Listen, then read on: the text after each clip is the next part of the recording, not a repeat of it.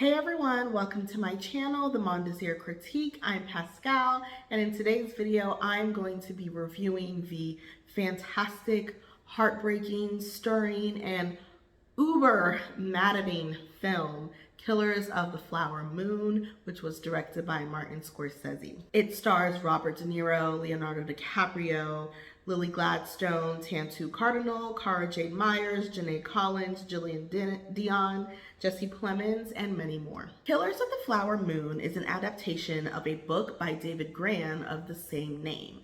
This true story follows an Osage tribe in Oklahoma who are part of many wealthy Native Americans in the area, thanks to oil found on their land in the early 1900s.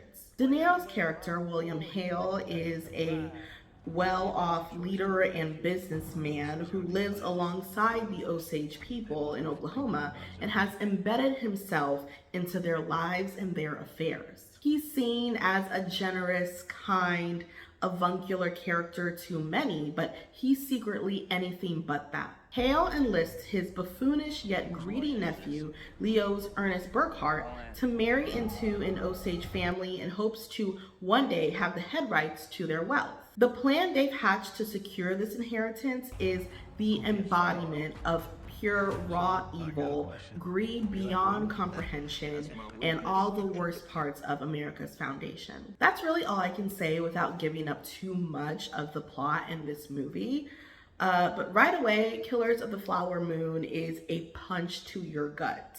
Scorsese's camera never shies away from the violence and death casually brought down upon the Osage tribe. In fact, showing it and the mountains of excuses that they make for these crimes is punishing. It confirms right away how little they think of people in the Osage tribe and how their racism and ambition without any hard work, which is just plain greed, pushes them to these lengths. The entitlement that William and Ernest and several other white men have is incomprehensible. In a way, we haven't really learned anything. Honestly, racism is just a sin America refuses to disentangle itself from. Why did you come here?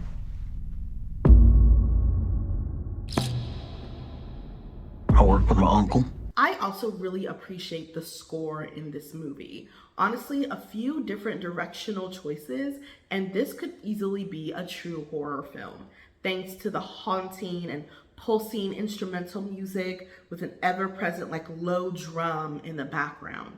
The way the particular family that William and Ernest seek to destroy is slowly preyed upon during the entire runtime is just flat out scary.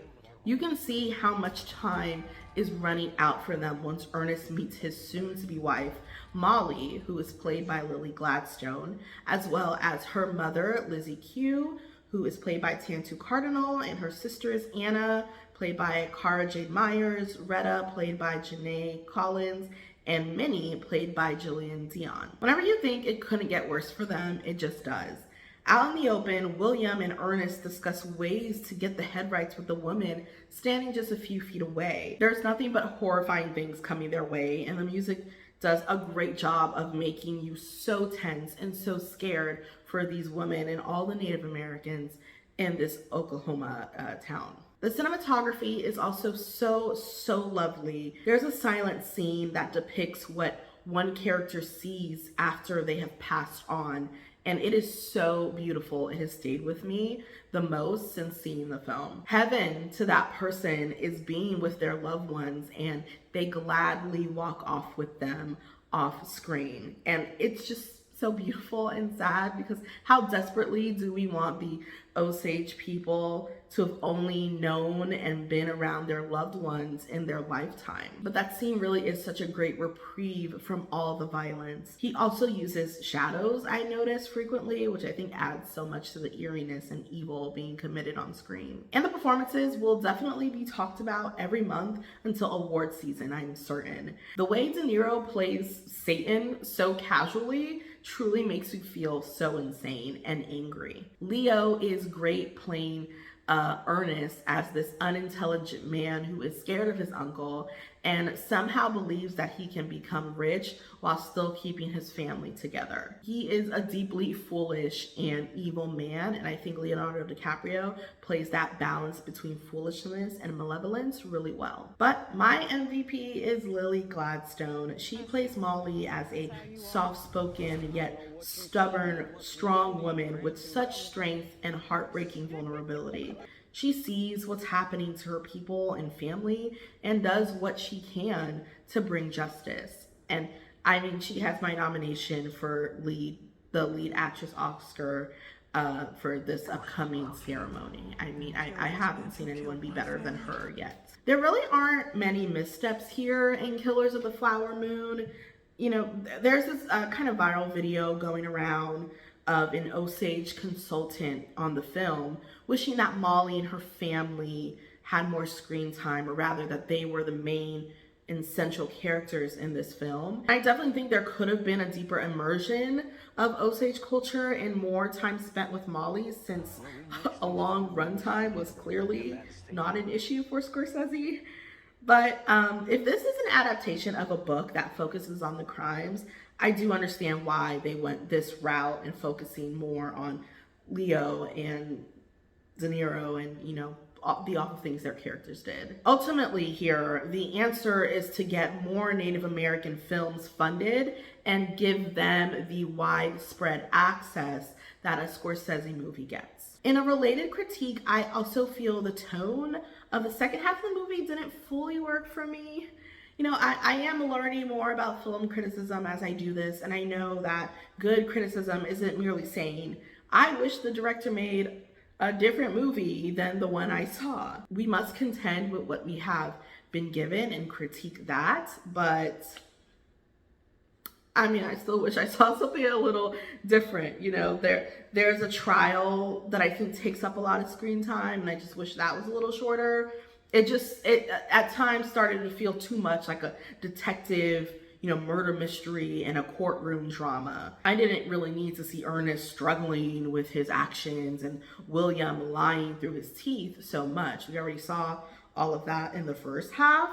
And I think maybe more time with Molly and her sisters would have been time well spent as well. I've also learned more about what happened after the trial, and I think that would have been interesting to see that depicted. But again, this is a book adaptation, so we may have been limited here on what could be shown and on screen. I also do feel that the FBI investigation and trial scenes came with like a tad too much levity. Like there was like a lot of laughter in my audience, and maybe it was nervous laughter because the subject matter is so intense. But I think some of those scenes did feel a bit odd in tone to me. I guess the absurd behavior and discoveries of what Ernest and all the other men were doing led to how twisted it was that they did what they did. But I don't know, I would have liked a few like less scenes of that, or shorter scenes of that, and keep the horror of the reality, you know, going throughout the movie. But truly, that's kind of my only complaint. This is just simply a wonderful, well done, well executed movie, in my opinion. It is 3 hours and 26 minutes long, but it is the breeziest 3.5 hours I have ever spent watching a movie. The editing is top tier and it is perfectly paced. It's just great. Please go see it and learn more about this country. And that is the Mondesir critique. I will see you guys later.